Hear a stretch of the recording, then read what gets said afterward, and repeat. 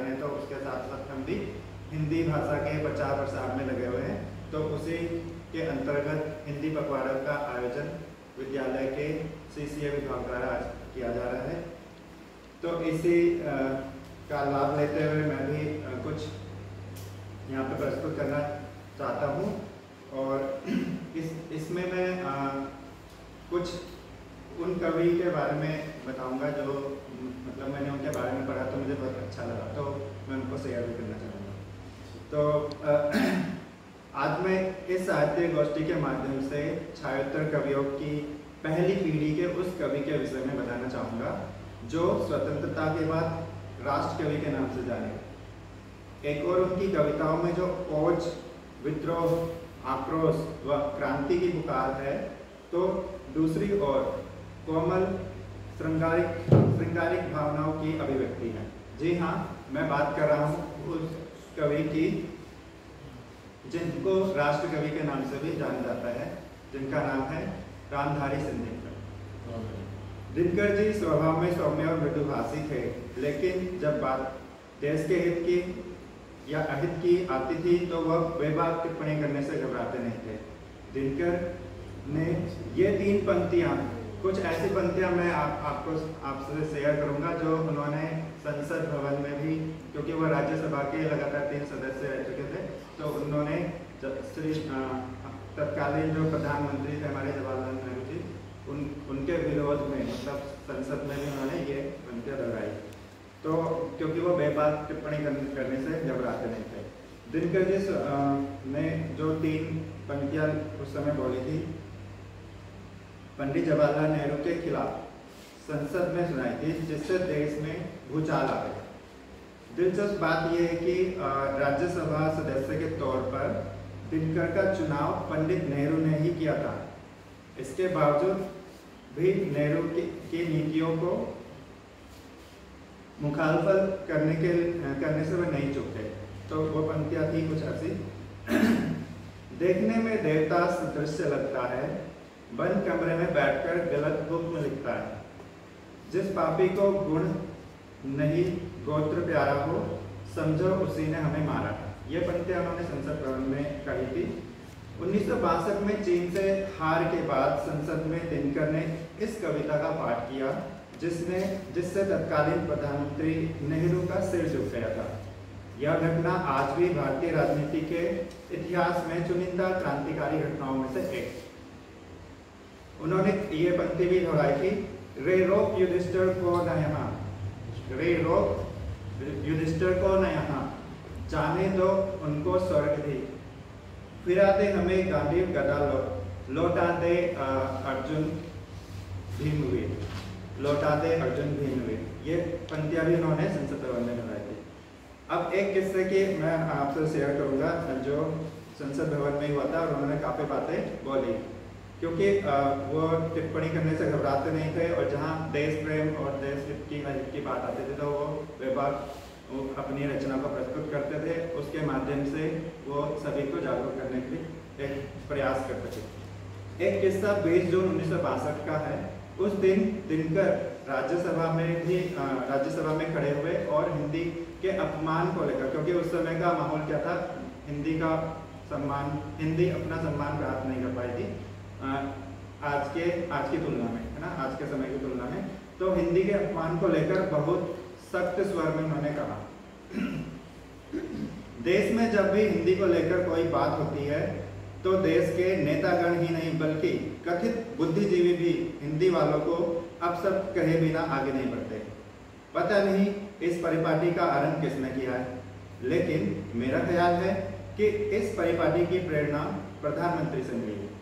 पता नहीं 13 भाषाओं की क्या किस्मत है कि प्रधानमंत्री ने उनके बारे में कभी कुछ नहीं कहा, किंतु हिंदी के बारे में उन्होंने आज तक कोई अच्छी बात नहीं की। मैं और मेरा देश पूछना चाहते हैं कि क्या आपने हिंदी को राजभाषा इसलिए बनाया ताकि 16 करोड़ हिंदी भाषियों को रोज अपशब्द सुनाए? क्या आपको पता भी है कि इसका दुष्परिणाम कितना भयावह होगा? यह सुनकर पूरी जो सभा थी जो कि भरी हुई थी और वो सुनकर सन्न रह गई।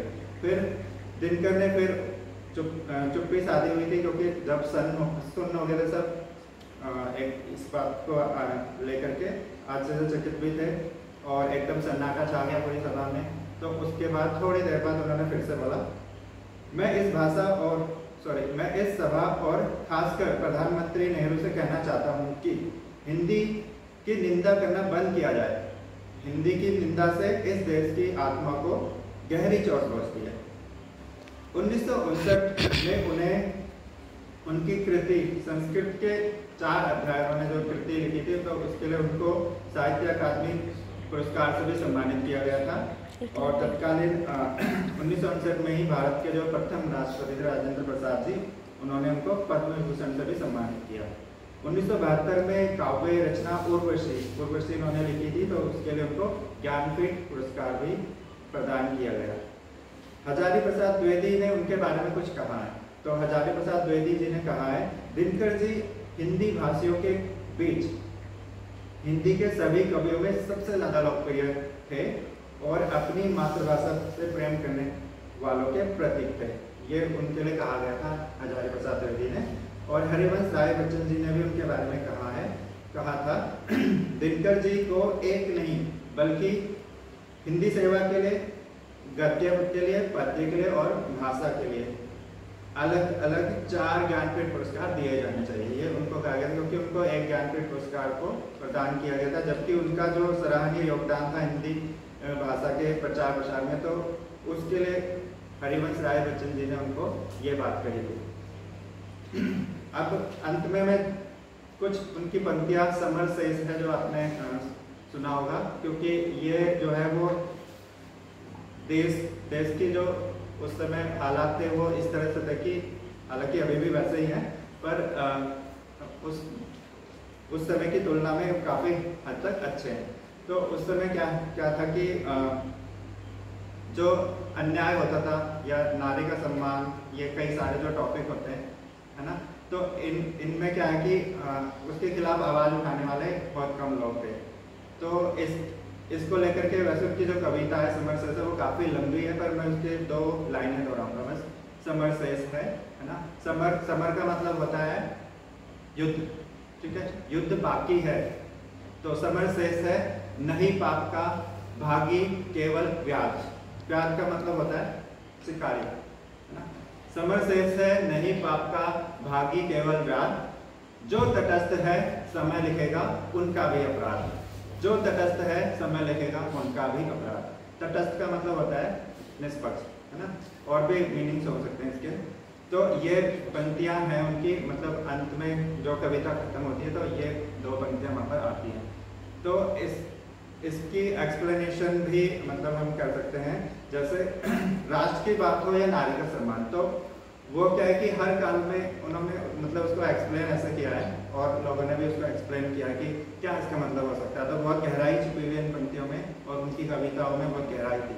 तो इसमें क्या है कि जो भीष्म के बारे में तो आप जानते हो, तो जो इसमें कहा गया है कि राष्ट्र की बात हो या नारी का सम्मान, तो हर काल में जो देश का भीष्म है ना, वो क्या है कि वो पीछे हट जाता है, वो इनकार कर देता है, कभी तो तटस्थता के नाम पर, कभी सिद्धांतों के नाम पर, या फिर कभी राजनीतिक प्रतिबद्धता के नाम पर वो सत्य के साथ खड़े होने पर वो कर देता है, इनकार कर देता है, ठीक है। मतलब जो भी लोग हैं वो अन्याय होते हुए देख रहे हैं, कहीं पे कुछ हो रहा है, गलत काम हो रहे हैं, तो वो देख ही रहे हैं, उनके खिलाफ कोई आवाज नहीं उठा रहा है। तो इसका मतलब भीष्म जो है वो सत्य के साथ खड़े होने से इनकार कर देता है। और इस इनकार मतलब इस हर काल में भीष्म का मौन होना, मतलब उसका जो दुष्परिणाम है वो भारत की जो हमारी मातृभूमि है उसकी तार होने की अस्मिता के रूप में दिखाई देती है। राष्ट्रकवि रामधारी सिंह दिनकर जी की जो ये पंक्तियां थी जो अभी मैंने दोहराई, ये अन्याय को अनदेखा करने की हमारी उस प्रवृत्ति की ओर इशारा करती हैं, क्योंकि अनदेखा कर रहे थे लोग उस समय, तो उसकी ओर इशारा करती है दोनों पंक्तियां, मतलब पूरी कविता ही है, पर ये खासकर 2 पंक्तियां समर शेष वाली, है ना। समाज में अच्छाई के साथ खड़े होने के प्रति हमारी जो प्रतिबद्धता होती है उस पर भी ये सवाल उठाती है। तो इसलिए इन चीज़ों को उन्होंने सभी के सामने प्रस्तुत किया और ये अभी भी बहुत मानी जाती है और राष्ट्र कवि की संज्ञा उनको दी जाती है। तो ऐसे कवि को मेरा सत सत प्रणाम और मैं अपने वाणी को विराम देता हूँ।